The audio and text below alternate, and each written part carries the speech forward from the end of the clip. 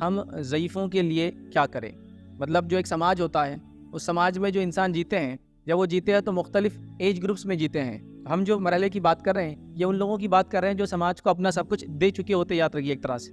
और देने के बाद ज़ाहिर-सी बात है ये बूढ़े हो जाते हैं, ज़ईफ़ हो जाते हैं, कमज़ोर हो जाते हैं। बुढ़ापा या ज़ईफ़ी जिसको बोलते हैं, याद रखिए आम ज़बान में। तो ये एक ऐसा मरहला याद रखिए जो बहुत ही नाज़ुक और कमज़ोर मरहला होता है। जैसे कि अगर आप एक बच्चे को कंपेयर कर लें और एक बूढ़े को कंपेयर कर लें, तो बहुत सारी बातें उनमें आपको सिमिलर मिलने लगेंगी, याद रखिए। तो बुढ़ापा भी याद रखिए एक तरह से एक कमज़ोरी है, जैसा बचपना भी एक तरह से जब बच्चा एकदम छोटा होता है कमज़ोरी होती है। अगर उसको माँ ना खिलाए, माँ ना पिलाए, माँ टेक केयर ना करे तो बच्चा पता नहीं क्या कर लेता है। तो बुढ़ापा भी इसी तरह की एक कमज़ोरी है, याद रखिए। ज़ईफ़ों के साथ एक रवैया इस तरह से हो गया, याद रखिए कि बस अब ये बेकार की चीज़ है। समाज को इसकी ज़रूरत नहीं, जो इन्होंने देना था दे दिया, अब हमको भी इनकी ज़रूरत नहीं। और इस तरह के ख़्याल याद रखिए बनाए जा रहे हैं और अफ़सोस की बात है उम्मत मुस्लिमा भी ऐसे ख़्यालात डेवलप कर रही है। और क्यों ना हो, जब बड़ों को बच्चे देखेंगे कि बड़े इस तरह से उनसे बड़ों के साथ सलूक करते हैं ज़ईफ़ों के साथ, तो बच्चे भी उसी तरह का सलूक याद रखिए फिर अपने माँ-बाप के साथ प्लानिंग करते हैं, याद रखिए। ये ज़ईफ़, ये कमज़ोर, ये समाज के अंदर ऐसे लोग जो अक़ली तौर से, जिस्मानी तौर से माज़ूर होते हैं, ये रहमत है समाज के लिए। इनकी मौत का इंतज़ार नहीं करना, याद रखिए, बल्कि जब तक ये हयात है, इनके तजुर्बों के ज़रिए, इनकी खिदमत के ज़रिए,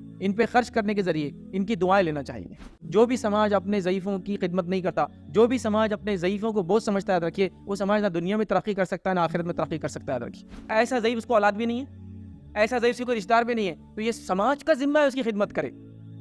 ये उस मोहल्ले के लोगों का ज़िम्मा है उसकी खिदमत करे, क्योंकि वो जहाँ भी था उसने कुछ ना कुछ ह्यूमन सोसाइटी को दिया अपनी ज़िंदगी में।